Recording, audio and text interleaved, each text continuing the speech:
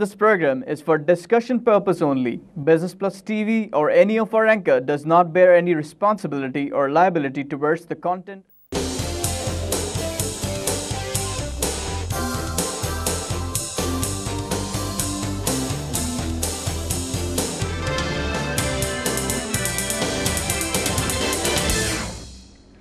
नाजरीन, welcome to the market show. मैं हूं अली नासिर। आज जिस मौजू के ऊपर हम गुफ्तगू करेंगे वो है जनाब नेशनल सिक्योरिटी और हमारी मईशत का इस्तेहकाम। और हम इस मौजू के ऊपर गुफ्तगू करेंगे। हमारे साथ मेहमान होंगे जनाब शमसुल इस्लाम खान साहब। उनको वेलकम करते हैं शो में। Welcome to the show. और ये एक मारूफ ताजिर, सनतकार और उस मैं कहूँगा मुतहरिक रहे हैं। साबका अदवार के अंदर तो बहुत ज़्यादा ताजिर, सनतकार, सियासत में भी, तंजीमों में भी, लेकिन अब जो है ये मैं इनको कहता हूँ कि माशी तज्ज़ियाकार हैं, क्योंकि मईशत के ऊपर बड़ी ग्रिप रखते हैं। सर वेलकम करता हूँ कुछ शो पे। सर बात यह है कि हमने प्रोग्राम से पहले ये फ़ैसला किया था कि हम कौमी सलामती और मुल्की मईशत को आपस में किसी तरह जोड़ने की कोशिश करेंगे। इस समय एक रब्त पैदा करेंगे जो वैसे ही फितरी है, वैसे ही फितरी एक रब्त है, लेकिन हमारे मुल्क के अंदर लोग उसको रियलाइज़ नहीं करते।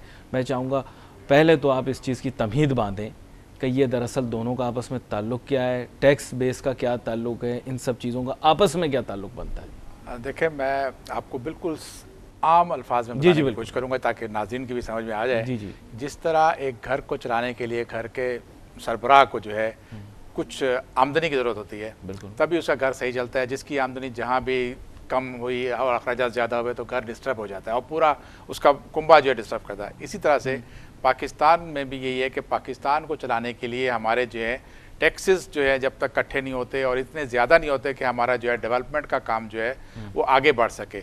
आपने बिल्कुल वजह कहा कि माशी इस्तेहकाम और हमारी जो है मैशियत जो है, अपना जो नेशनल सिक्योरिटी है, इन दोनों का आपस में बिल्कुल एक कह सकते हैं बहुत ही रिश्ता ऐसा है कि अटूट रिश्ता कह सकते हैं हम। जब तक आपने पाकिस्तान के अंदर जो है सिक्योरिटी नहीं होगी, आपको तहफ़्फ़ुज़ नहीं होगा, आपकी जो है मैशियत तरक्की नहीं करेगी।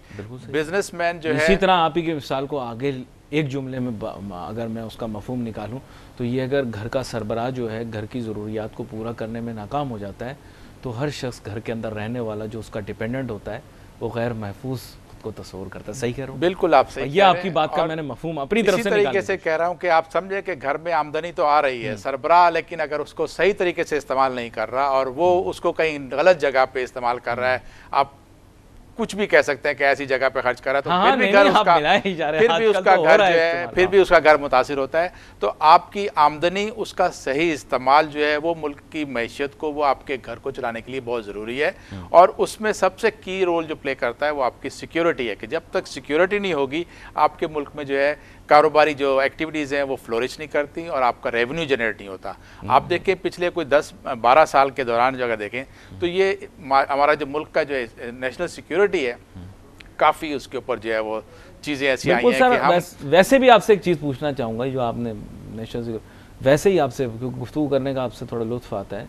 बात ये तो डिसफंक्शनल सी रिलेशनशिप है ना। घर का सरबराह आपने बेख्तियार किया हुआ, घर का सरबराह आपने बेख्तियार किया हुआ। हमारे मुल्क के अंदर आप पता है उधर हेड ऑफ़ स्टेट कौन होता है, तो हेड ऑफ़ द गवर्नमेंट और हेड ऑफ़ द स्टेट और है। बेचारे हेड ऑफ़ स्टेट को आपने, मैं वैसे बोल रहा हूँ, मेरा अपना गलत हो सकता हूँ, मुकम्मल तौर पे हो सकता है मफरूज़े की बुनियाद पर, लेकिन थोड़ा एक जैसे अब आजकल के हालात हैं तो कुछ घर के सरबराह को भी निकल के कभी कभार घर में अपनी धाक बिठानी देखिए, घर के सरबराह की धाक तभी बैठती है जब घर के सरबराह का किरदार, उसका फैमिली के अंदर रोल जो है, कंट्रीब्यूशन जो है वो बहुत अच्छा हो रहा हो तो सब वाह वाह करते हैं। वरना आप देखें अक्सर घर ऐसे भी हैं कि जहाँ के घर के सरबराह की इज्जत ही नहीं होती हो, क्योंकि बच्चे कंट्रीब्यूट कर रहे होते हैं, वाइफ कंट्रीब्यूट करती है और सरबराह बैठ के सिगरेट पी रहा होता है।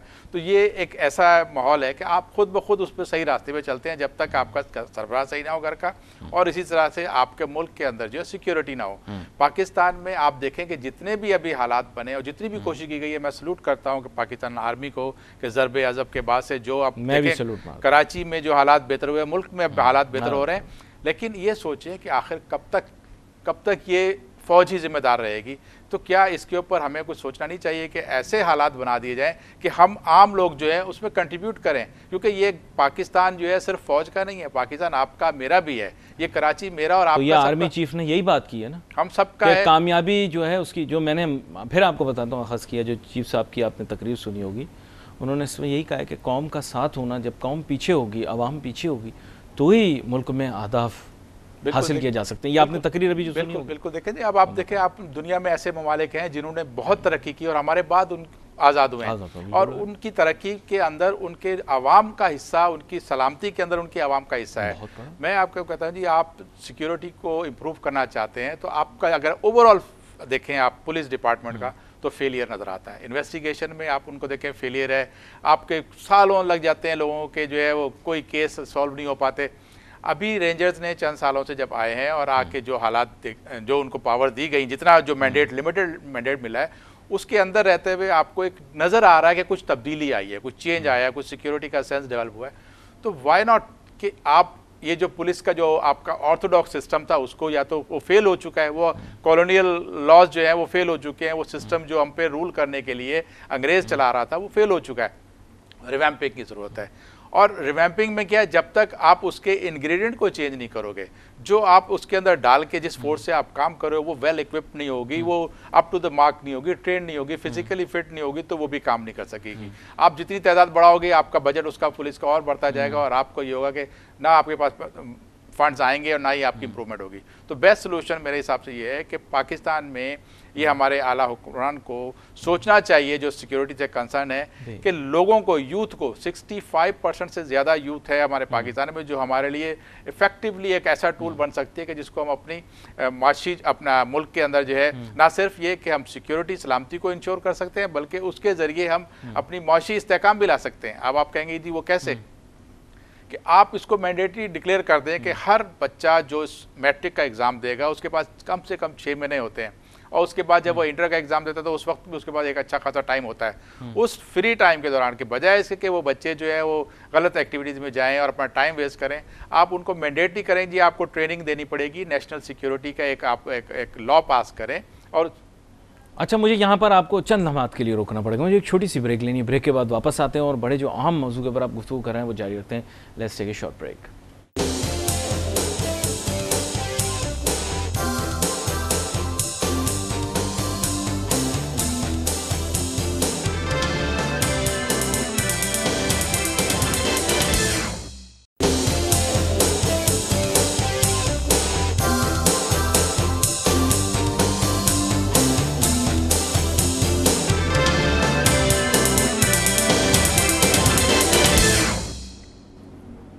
नाजरीन, welcome back after the break. गुफ्तगू हमारी जारी है जनाब शम्सुल इस्लाम खान साहब के साथ।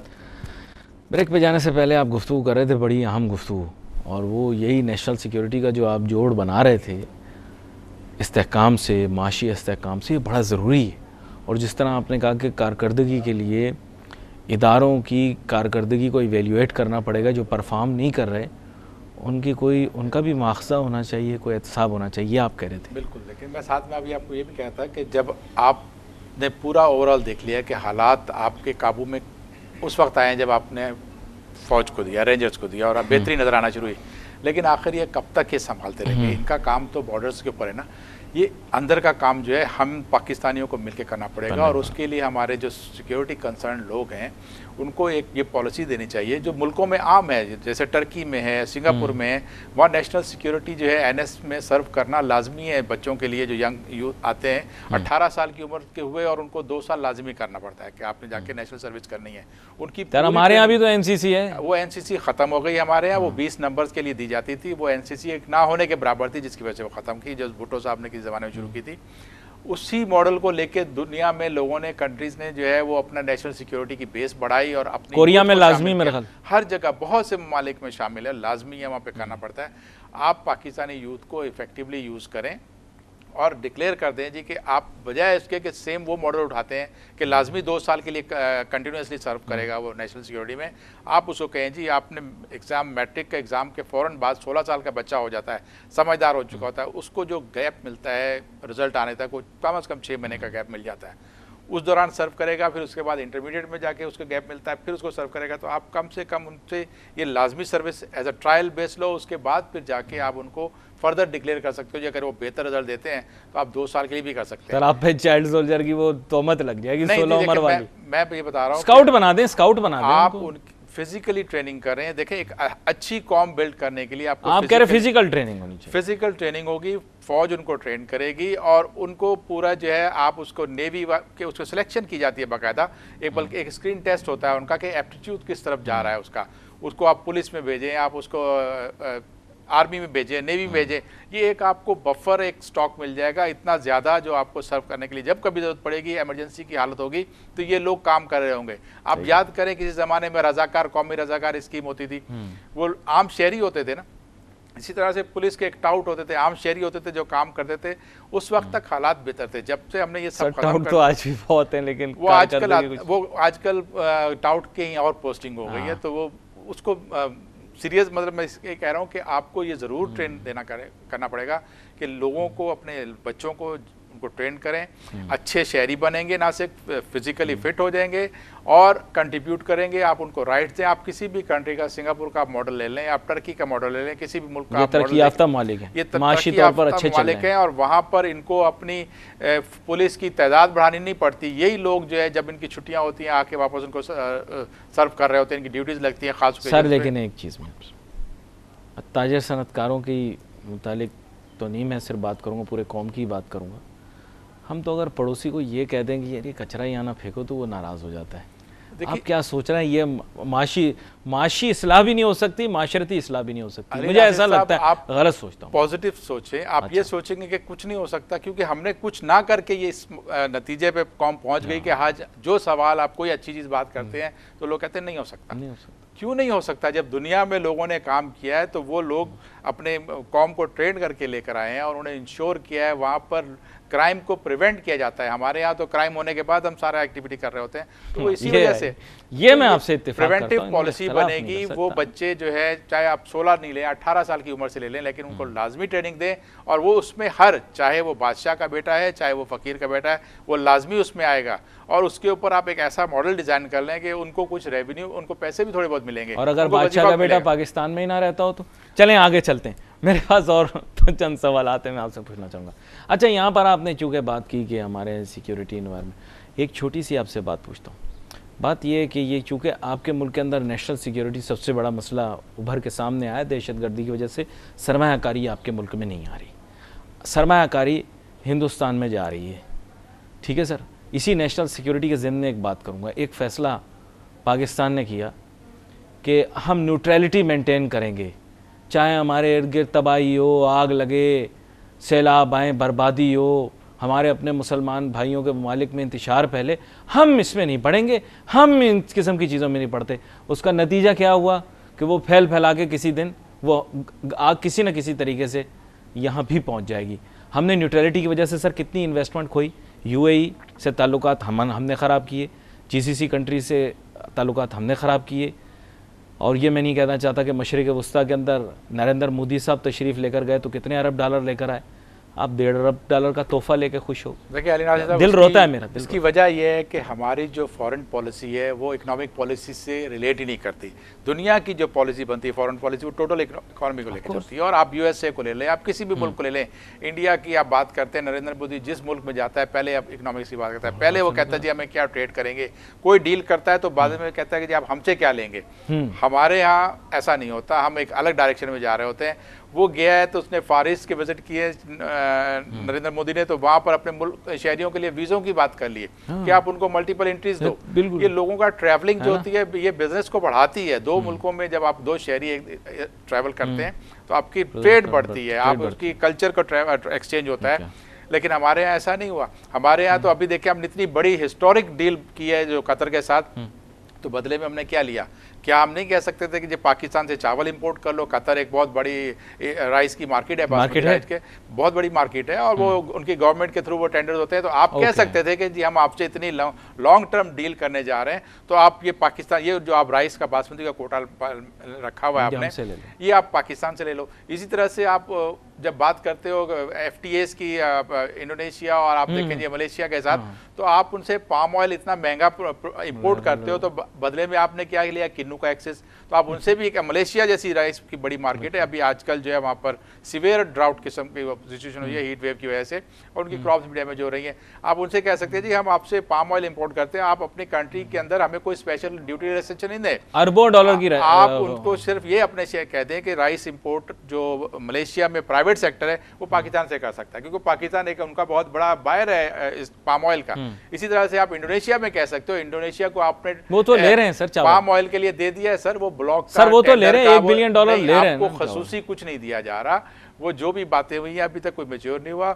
उनको भी यही कहें जी हम आपसे पाम ऑयल ले रहे हैं, तो आप हमारी कंट्री में आपने जो आप लोकल, उनके यहाँ भी स्टेट टू स्टेट है ना सर, उन्होंने $1 अरब का बोला, हमें रिक्वायरमेंट है, दे दो। का फायदा उठाने के लिए कह रहा हूँ कि जब गवर्नमेंट्स जहाँ पे ट्रेड करती हैं तो आप उनसे एक्सेस लोगे जी, आप प्राइवेट, क्योंकि आप दुनिया में WTO के बाद जो है गवर्नमेंट के रोल खत्म होते जा रहे हैं, और ये आहिस्ता आहिस्ता ब्लॉक का रोल भी कम हो जाएगा। जैसे मलेशिया में बरनास का रोल, LPN थी, बरनास बनी, या बरनास से भी आहिस्ता आहिस्ता वो डायलूट कर रहे हैं। तो आप उनसे कहें जी हमें एक्सेस दे दो। प्राइवेट सेक्टर को वो एक कहते हैं ट्रेन के अंदर एक खड़े होने की जगह चाहिए, उसको एक दफा चढ़ गया ट्रेन में तो फिर रास्ता सोने का भी बना लेता है, तो वो खुद ब खुद ट्रेड बढ़ती जाती है। आप उनसे कुछ लेते नहीं हो, आप जहाँ भी जाते हैं एग्रीमेंट करते हैं, परचेज तो कराते हो। चाइना के साथ सीपेक कर रहे हैं, सारा आपका चाइना चावल भेजेंगे, आपको क्या लगता है 46 अरब डॉलर आ रहा है, सारा चावल वहाँ जाएगा, मस्ती में रहेंगे आप, 5 उंगलियां घी में, सर कढ़ाई में। आपको तो अभी पता ही नहीं अभी आगे होने वाला क्या है। यहाँ बारिश नहीं हुआ करी, नोट गिरेंगे आसमान से, नोट पैसों की जगह नोट। बिजनेस में हम लोग हैं जो कहते हैं जी आप हमारे भाई, हम जो चाहे आप हमसे ले जाएं। हाँ। हम आपको भैंसे भी भेज देंगे, हम आपको ऊँट भी भेज देंगे, गाय भैंसे भी हमने बायर भेजी हैं। तो चाइना ऐसा मुल्क नहीं है। चाइना अगर आपसे ट्रेड करेगा तो वो अपने रेगुलेशंस को देख के करेगा, उनका जो नॉर्म्स बनी हुई हैं उस हिसाब से करेगा, उनके क्वालिटी स्टैंडर्ड्स हैं, आप मीट करोगे, आप एक्सपोर्ट कर लोगे, उनकी रिक्वायरमेंट जब आएगी वो लेंगे। लेकिन आपको आउट ऑफ द वे जाके तो कुछ नहीं मिलेगा। आपने FTA साइन किया चाइना के साथ, आपने अपनी मार्केट पूरी छोटी जो इंडस्ट्री थी SMEs की डिस्ट्रॉय कर मिलेगा। हम उनको एक्सेस दे रहे हैं, गवादर पे एक्सेस दे रहे हैं, हम उनकी पाक चीन दोस्ती समुद्रों से ज़्यादा गहरी, पहाड़ों से ज़्यादा ऊंची, उनको तो सबसे पहले हमारा चावल लेना चाहिए, बल्कि किसी और का चावल नहीं लेना चाहिए, सिर्फ हमारा चावल लेना चाहिए। हम उनको मार्केट एक्सेस दे रहे हैं। एशिया के अंदर सारी सीपेक, आपने गाना भी बनाया हुआ है पाक चीन दोस्ती का कि सर मैं संजीदा बात कर रहा हूं। अच्छी बात है आप कह रहे हैं, लेकिन चाइना का मैं बताऊं कि चाइना के ऊपर जो है अयूब खान के दौर में जब ये पहला इनके साथ डील हुई थी और बड़ी दोस्ती की शुरुआत हुई है, ये पौधा उस वक्त लगा था। जी जी जी। और अभी तक कोई हमने उनसे खास उसमें चेंजेस नहीं लेकर आए। आप उनसे कर सकते थे, FTA साइन कर रहे थे, निगोशिएट कर रहे थे, आप उनसे कहते कि हमारी कितनी ट्रेड होगी वहाँ पर, हमें कितना एक्सेस दोगे। कुछ जगह पे गवर्नमेंट्स ने WTO के बाद जो है अपने मुल्कों की ट्रेड को वो रेगुलेशंस ऐसी बना दी कि प्राइवेट सेक्टर के हाथ में डाल दिए, या कुछ और सिस्टम बना दिया कि जी आप हमने तो ड्यूटी नहीं रखी हुई, क्योंकि जब आप FTA साइन करते हो तो ड्यूटी की बात आती है ना सबसे पहले। आप उनसे ये कह सकते हैं कि जी आप हमारे अपने प्राइवेट सेक्टर को एक्सेस दे दो, आप ड्यूटी जो है जो कुछ भी आप ना खत्म नहीं करें उसके ऊपर, लेकिन प्राइवेट सेक्टर को दो, तो उससे ट्रेड बढ़ती है। वो नहीं किया। हमारे यहाँ जो भी जितनी भी पॉलिसी बनी है आज तक प्रो दूसरे, सर ईरान हमारा बिरादर मुल्क, RCD, ECO, चावलों की requirement, major rice eating country. Ali साहब ये भी आपने भी याद करा दिया कि अयूब खान के दौर में RCD की बुनियाद रखी गई थी, और अगर उस जमाने में ईरान और टर्की पे पाकिस्तानी कंपनीज के ऑफिस खुल गए होते तो आज हमें कहीं जाने की जरूरत नहीं थी। हमारे पास ईरान, टर्की और इधर से चाइना, ये बड़ी मार्केट थी। Sir gateway to the road, gateway to the world था ये। हम किसी जमाने में 4 बिलियन की एक्सपोर्ट्स में थे, जो आपका इंडिया हमसे कुछ थोड़ा सा ज़्यादा था, 8-9 बिलियन के एक्सपोर्ट कर रहा था, आज वो 300 बिलियन पे पहुंच गया है, और पाकिस्तान अभी भी 25 बिलियन तक नहीं पहुंच पा रहा। तो ये हमारी पॉलिसी की खराबी है, हमने कोई रास्ते नहीं बनाए। एक्सपोर्ट्स कैसे बढ़ती है कि वहाँ पर उस कंट्री में जहाँ आप एक्सपोर्ट कर जा रहे हैं वहाँ पर एथनिक कम्युनिटी कितनी है, वो आपकी चीज़ों को इम्पोर्ट खुद ब खुद करने लगेंगे। आप ऐसे एग्रीमेंट्स करो कि लोग वहाँ जाए अपनी इम्पोर्ट शुरू कर दें। मज़े की बात बताऊँ, बहुत सारे लोग अभी ईरान के, वो लोग जो कि ईरानियन एक्सपेक्ट पाकिस्तान के अंदर रहते हैं, पाकिस्तान में कारोबार करते हैं ईरान से। आपको पता है इस चीज़ का? कराची शहर में भी रहते हैं और शहरों में भी रहते हैं, हमारी तरह रहते हैं, चेहरे भी हमारी तरह हो गए हैं, घर भी हमारी तरह हो गए हैं। अब ख़ानदान के ख़ानदान यहाँ बस गए। ईरान के साथ उनके बड़े अच्छे ताल्लुकात रवाबित हैं, लेकिन हमारे वाले इतने वहाँ नहीं। ये मैं आपको भी बता दूँ, हमारे लोग ये है कि वहाँ उनका इंटरनल सिस्टम बड़ा टाइट है। वो हर कोई जाके वहाँ पे फ्रीली कुछ नहीं कर सकता।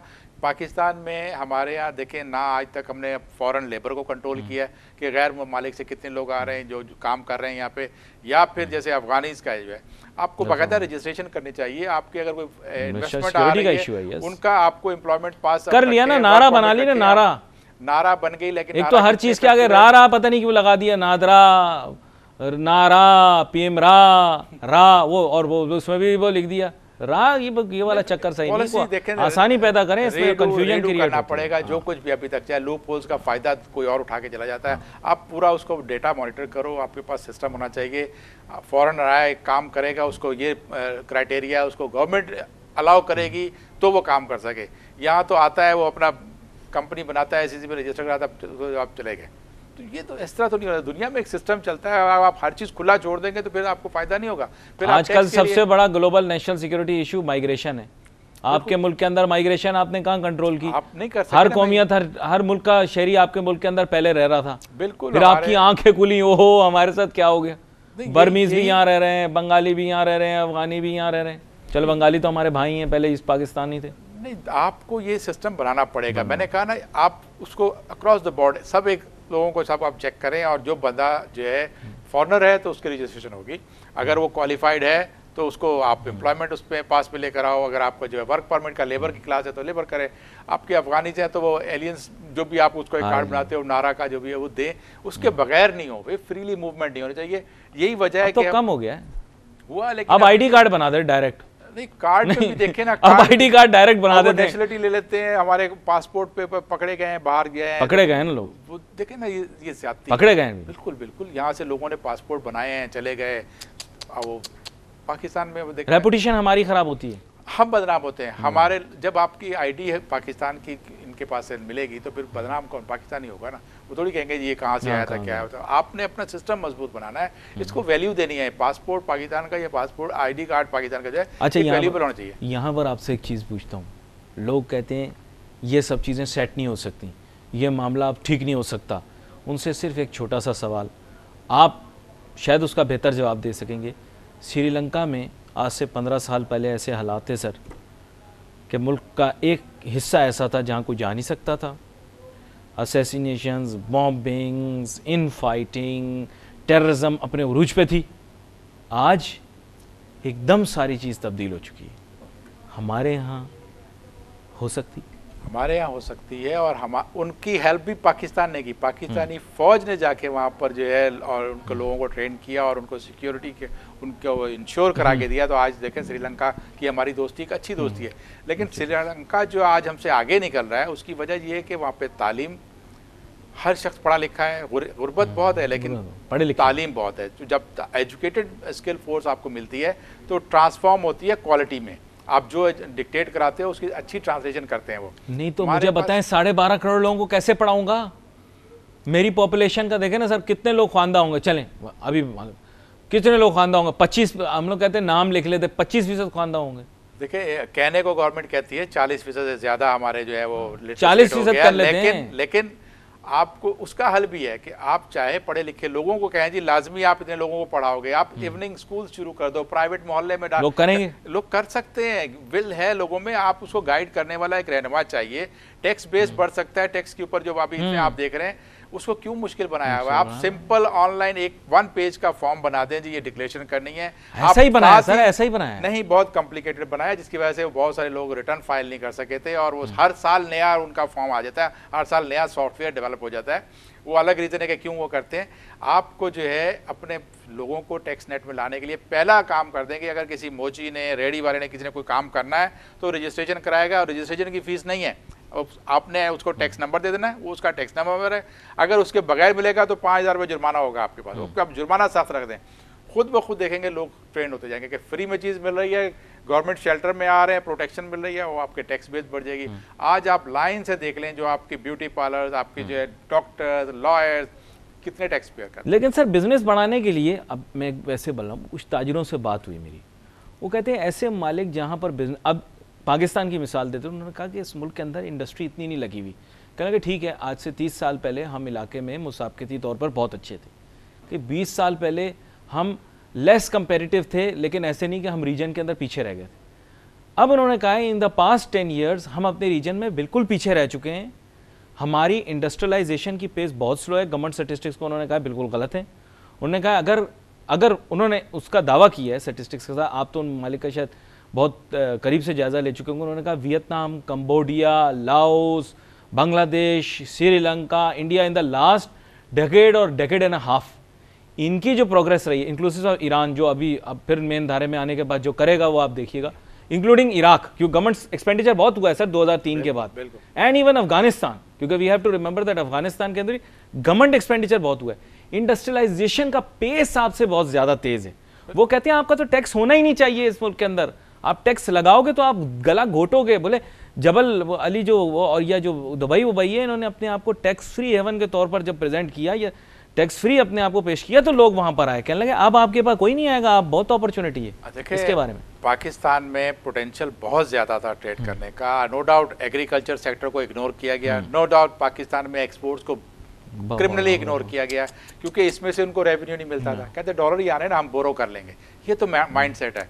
जब आप इंपोर्ट के ऊपर बेस अपनी इकोनॉमी को करते हैं, जब आप देखें जी इंपोर्ट्स आपकी बढ़ती जा रही हैं, एक्सपोर्ट कम होती जा रही है, वो इसलिए कि आप ऐसी पॉलिसी बना रहे हो कि हमें रेवेन्यू मिल जाएगा। वो रेवेन्यू तो आप जितना भी जनरेट कर लो, जब तक आप उसकी डेवलपमेंट नहीं करोगे, आपके मुल्क के अंदर अपनी लोकल इंडस्ट्री प्रमोट नहीं होगी, आपकी एफडीआई नीचे आ जाएगी। आपने इंडिया की बात की, $51 बिलियन की एफडीआई वहां पर हुई है, और हमारे यहाँ देखें आप कुछ भी नहीं है sir. Pace of industrial growth बहुत तेज है ना, वो कहते हैं पेस को चेक करें, ग्रोथ रेट को चेक करें। वो कहते हैं ग्रोथ रेट बहुत ज्यादा है। उसके लिए इंफ्रास्ट्रक्चर को इंश्योर करना पड़ता है। जब आपके यहाँ इंफ्रास्ट्रक्चर ही नहीं है, जब तो आपके पास इलेक्ट्रिसिटी नहीं है, इनपुट कॉस्ट हाई है। अभी भी फोकस जो है एफबीआर का वो यही है कि जो एग्जिस्टिंग टैक्स पेयर हैं उनके गिर्द जो है रस्सी टाइट करते जाओ, और जो कुछ भी है मुल्क भी तो चलाना है। नहीं देखिए, मुल्क चलाने के लिए आपको खर्चे कम करने पड़ेंगे। आपके नॉन डेवलपमेंट एक्सपेंडिचर बहुत ज्यादा हो गए, आपको गवर्नमेंट के एक्सपेंसेस को कंट्रोल करना पड़ेगा। आप कहते हो मेरे पास रेवेन्यू आ रहा नहीं आ रहा, फिर आप उसके बावजूद आप इतने शाहाना खर्चे। पहले लोग कहते थे स्विट्जरलैंड से पैसे मंगवा लो, मैं आपको मिसाल देता हूं कि हालिया दिनों में मोदी साहब ने विजिट किया सिंगापुर का, और वहां पर मोदी को खाने पे इनवाइट किया वहां के पीएमडी ने, वो एक छोटे से रेस्टोरेंट में जहां पर हार्डली $20 4 लोगों का बिल आया था। वो वाडे डोसा खिला के उन्होंने एक मैसेज दिया दुनिया को, हम इतने हमारी आंखों में पट्टी बंधी हुई है कि हमने शायद उसको भी बड़ा नेगेटिव लिया होगा। वो एक पॉजिटिव एक मैसेज गया है कि देखिए इतना बड़ा मुल्क, सेकंड लार्जेस्ट कंट्री है, उसने आजी से उसको वो होस्ट किया, और जो गया था उसने कहा मुझे अपनी चीज़ खानी है। उसने कोई फरमाइश नहीं कही। यहाँ तो हमने मोदी साहब के लिए भी इतनी लाइन लगा दी कि ऑल ऑफ सडन वो आसमान से टपके और आपने इतना बड़ा खाना का मेन्यू तैयार कर दिया। ये गलत है। हमारी जो बजट है, जितना हम कमा रहे हैं उसके हिसाब से, चादर के हिसाब से पाँव फैलाना चाहिए। आप मेन्यू इतने बड़े बड़े शाहाना बना देते हो, आप वहाँ पे दम पुख्त लगा रहे हो, आप हिरन के कबाब, यार ये ज्यादती है, हम उस काबिल नहीं है। पाकिस्तान अगर दाल चावल की खूबसूरत बात की, ये तस्वीर भी सोशल मीडिया के ऊपर घूमी थी। छोटा सा होटल था मेरे ख्याल, छोटा सा चिकोर टेबल था जिस पर दोनों आमने सामने बैठे हुए थे, मियाँ बीवी इधर दोनों दो और दो 4 लोग बैठे हुए हैं। और वो देखिए उसने मैसेज ये दिया, दुनिया को मैसेज दिया कि आज अगर आप अपनी बेल्ट टाइट नहीं करोगे तो आप कहीं के नहीं। आपके पास जितना भी अंबार लगा हुआ है, सेकंड रिचेस्ट कंट्री अगर देखें, उसका प्राइम मिनिस्टर जाके वो रोड साइड रेस्टोरेंट में बैठ के खाना खिला रहा है, वो भी कोई लग्जरी 5 स्टार होटल का रेस्टोरेंट नहीं था। तो हमें उससे सीखना चाहिए, हमें अपने ये मेन्यू छोटे करने चाहिए।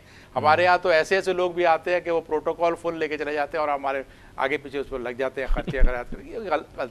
आपको अपनी जो है ना कंट्रोल, खाया पिया कुछ नहीं, गिलास तोड़ा, टैक्स पेयर का पैसा जाया हो रहा है। टैक्स पेयर को जब आप कुछ नजर नहीं आता, वो निकलता है रोड टूटे हुए हैं, उसको कुछ इलेक्ट्रिसिटी की प्रॉब्लम आ रही है, पानी पीने का नहीं है, सेफ उसको जो है कुछ नहीं। फॉरेन बायर आपके पास आया, एक मिसाल देता हूँ, फॉरेन बायर आपके पास आया, आपसे कुछ खरीदना चाह रहा है पाकिस्तान से, सड़क चलो से शार फैसल तो आपने दिखा दी, सड़क निस्बतन बेहतर बनी हुई, बाकी शहर में आप लेकर गए, कोई एक सड़क ऐसी नहीं जो साबुत हो।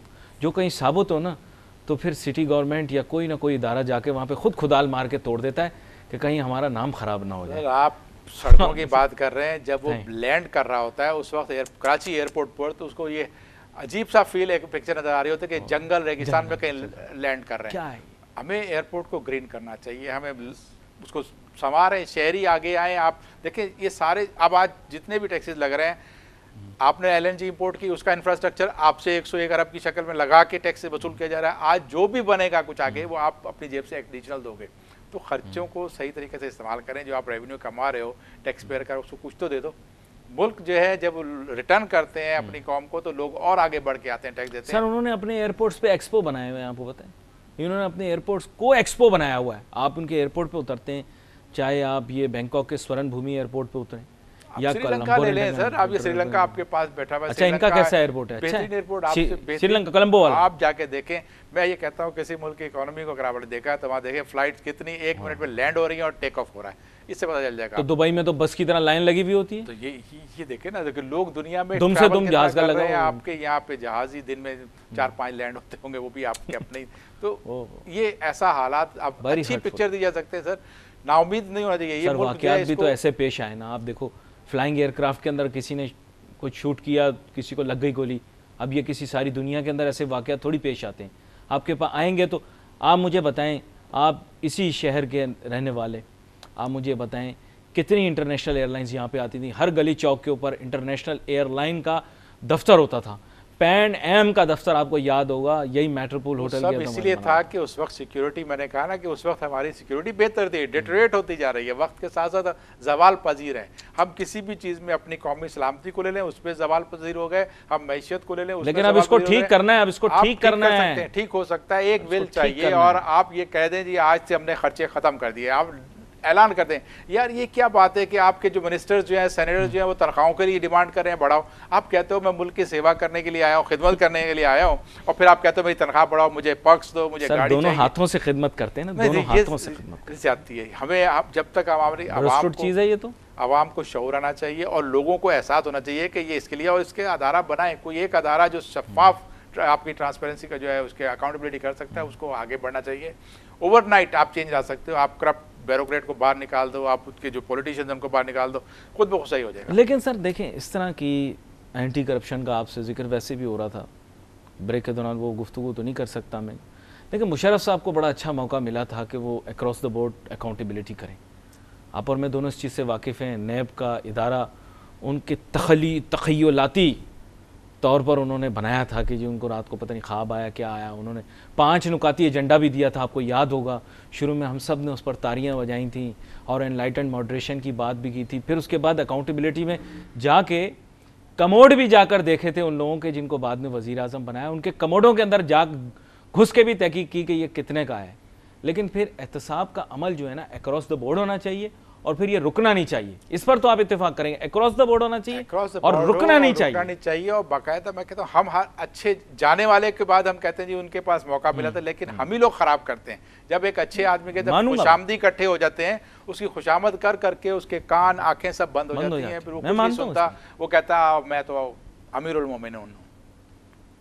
सर ये आखिर वाली बात आपने बड़ी मज़े की है।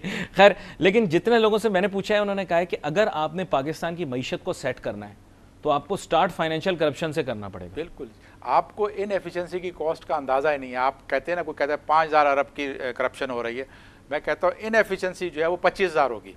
25000 अरब इनएफिशिएंसी अलग है, बहुत ज़्यादा है। जो डिले प्रोजेक्ट होते हैं, आपको अंदाज़ा है बिलियंस ऑफ रुपीज़ आपने सिर्फ कालाबाग डैम की फिजिबिलिटी रिपोर्ट्स पे दिया है, और उस रिपोर्ट्स में भी कितना दोबारा दोहराइए, बिलियंस ऑफ रुपीज़ की, ये ऑन द रिकॉर्ड है, बिलियंस ऑफ रुपीज़ आप दे चुके हैं। और जिसने कंसल्टेंसी फर्म ने कंसल्टेंट ने बना के दिया वो वही पुरानी कट पेस्ट करके देते गए हैं, उसमें कोई चीज़ नहीं, सिर्फ आपका उसका कवर जो है वो चेंज कर देता, तस्वीर नहीं लगा देता है। ये तो ज्यादती है ना कि आप बनाना चाहिए, आपको डैम बनाओ, आप रिजर्वायर बनाओ, और लोग बारिश के पानी के खिलाफ हैं। लोग कहते हैं डैम नहीं बनना चाहिए, कोयले से बिजली बनाओ जिससे धुआं बने, गडानी पे जाके और सुमियानी पे जाकर कोयल के पावर प्रोजेक्ट बनाओ, उनका धुआं इतना हो जाएगा कि कराची में लोग सांस नहीं ले, वो लगाओ, डैम ना बनाओ। नहीं देखें, पानी तो चाहिए आपको, आगे जगह पानी पे होंगी। अब पानी दुनिया में शॉर्ट होता जा रहा है पीने का, आपके पास एक जरिया है, आप उसको सिक्योर करो, रिजर्व करिए कि समंदर में डाल रहे हो आप छोटे छोटे डैम बना दो, बड़े नहीं जाओ। और ये कालाबाग डैम का इस दफ़ा तो इनको मौका है, हमारे जनरल राहिल शरीफ साहब को, इनको चाहिए कि डिसीजन ले डालें। चलिए, हम भी पुरुम्मीद हैं आपकी तरह, और हम सब की तवक्को है उनसे कि वो कुछ कर देंगे, और मुझे यकीन है इंशाल्लाह, मुझे यकीन है कि वो इस पर तवज्जो देंगे। नाउ और नेवर तवज्जो, yes of course it is always, कहते हैं ना कि every idea has a time, तो हर चीज़ का एक वक्त है। तो आपका बहुत शुक्रिया, आप शो में हमारे साथ शामिल हुए जनाब शम्सुल इस्लाम खान साहब। आप जब भी आते हैं बड़ी खुशी होती है और बड़ी अच्छी आर्गूमेंट और डिबेट हो जाती है। नाजरीन, आज के प्रोग्राम का हमारा वक्त ख़त्म हुआ चाहता है। सोशल मीडिया के ऊपर हम बहुत ज़्यादा मुतारिक रहते हैं, हमारे पते आपके सामने वक्तन फ़वक्तन स्क्रीन पर दिखाई देते रहते हैं। आप अपने सवालात और अपनी आरा से हमें ज़रूर जो है मैं कहूँगा कि आगाह इन्फॉर्म कीजिएगा, ताकि हम कोशिश करें आने वाले दिनों के अंदर हम उनको मज़ामीन की सूरत में प्रोग्राम में शामिल कर सकें। आज के लिए अली नासिर को, हमारी टीम को इजाज़त दीजिए। अल्लाह हाफ़िज़।